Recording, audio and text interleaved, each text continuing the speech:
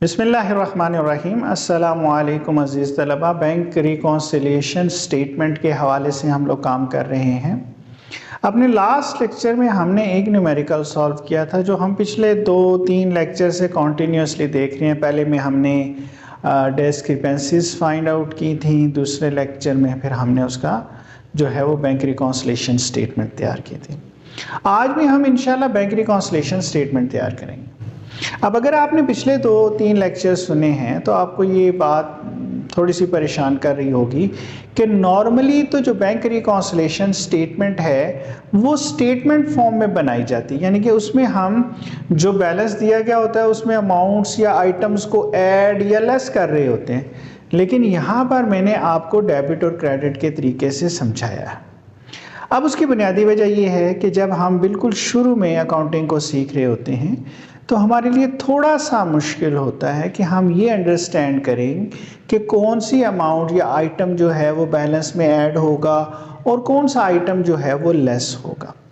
इसलिए मैं स्टूडेंट्स को बड़े सिंपल तरीके से ये समझाने की कोशिश करता हूँ कि आप ये अंडरस्टैंड करने की कोशिश करें कि कौन सा आइटम जो है वो हमारा डेबिट होगा और कौन सा जो आइटम है वो हमारा क्रेडिट होगा। तो ये बड़े आराम से स्टूडेंट्स को समझ आ जाती है।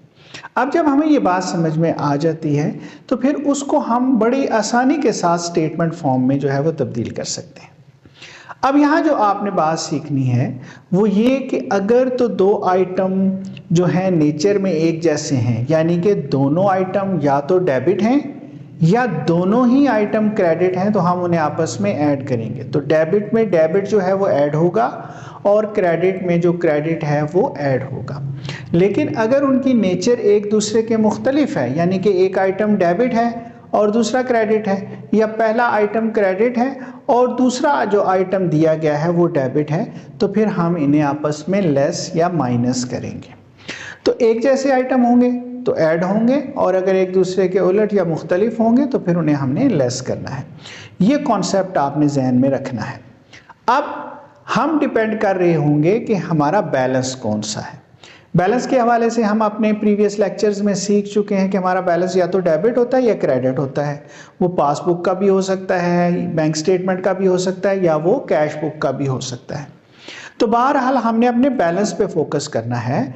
अगर हमारा बैलेंस डेबिट है तो जो आइटम हमारे पास डेबिट हो रहे होंगे वो हम उसमें ऐड कर देंगे और जो क्रेडिट आइटम है वो हम उसमें से लेस कर देंगे। लेकिन अगर हमारा बैलेंस जो है वो क्रेडिट है तो फिर डेबिट वाले जो आइटम हैं वो लेस होंगे और जो क्रेडिट वाले आइटम हैं वो ऐड होंगे।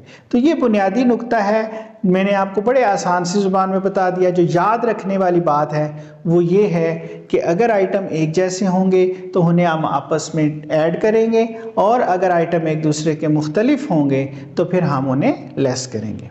अब हम जो लास्ट लेक्चर में न्यूमेरिकल सॉल्व किया था उसी को हम फॉलो करते हैं। अब आपके सामने स्क्रीन पे वो न्यूमेरिकल नज़र आ रहा है। हमने बैंक रिकॉन्सिलिएशन स्टेटमेंट बनाई थी लेकिन हमने उसमें डेबिट और क्रेडिट किया था।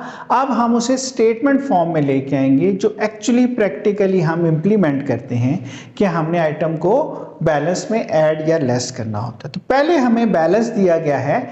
बैलेंस हमें जो प्रोवाइड किया गया है वो balance as per cash book है। ये डेबिट बैलेंस है और 81,000 रुपीज़ है। अब क्योंकि बैलेंस हमारा डेबिट है तो जितने भी आइटम डेबिट हो रहे हैं, अब जो न्यूमेरिकल हमारे पास सॉल्व हुआ है उस पर अगर आप गौर करते हैं तो हमारे पास 3 आइटम जो हैं वो डेबिट हो रहे हैं। आपके पास अनप्रेजेंटेड चेक्स हैं 1,52,000 के, आपके पास डिविडेंड कलेक्टेड है 20,000 रुपीज़ का, और आपके पास एक ऑनलाइन रिसीट है 35,000 की। ये तीनों आइटम हमारे पास डेबिट हुए हैं।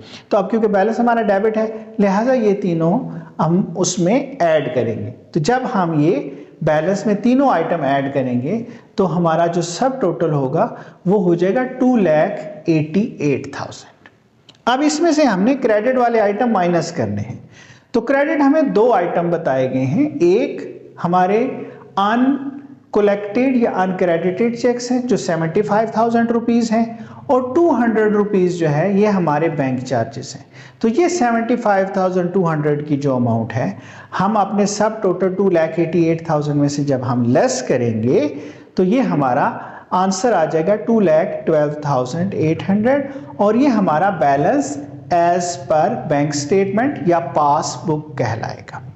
अब यहाँ एक बात और भी आपने जहन में रखनी है और याद रखनी है कि जब आप न्यूमेरिकल सॉल्व करेंगे, अगर आपका ओपनिंग बैलेंस जो है वो कैश बुक का होगा तो क्लोजिंग बैलेंस जो आंसर आएगा हमारे पास वो पासबुक या बैंक स्टेटमेंट का होगा। और अगर आप न्यूमेरिकल जो है वो पासबुक या बैंक स्टेटमेंट के बैलेंस से स्टार्ट करेंगे तो फिर जो आपका आंसर आएगा वो आपका balance as per cash book कहलाएगा। और ये एक दूसरे के उलट भी होंगे। अब जैसे ओपनिंग बैलेंस हमारा डेबिट है तो जो हमारा ये आंसर आया है ये हमारा क्रेडिट बैलेंस को शो करेगा, तो ये balance as per bank statement credit होगा 2,12,800। तो अब मुझे उम्मीद है कि आपको बैंक रिकॉन्सिलिएशन स्टेटमेंट फॉर्म में, यानी कि जिस तरह नॉर्मली हम प्रैक्टिकली करते हैं या हमें अपने इदारों में पढ़ाई जाती है, वो समझ में आ गई होगी कि कौन से आइटम हमने ऐड करने हैं और कौन से आइटम जो है वो हमने लेस करने हैं। तो उम्मीद है कि आप अब बैंक रिकॉन्सिलिएशन स्टेटमेंट तैयार करने के काबिल हो चुके हैं।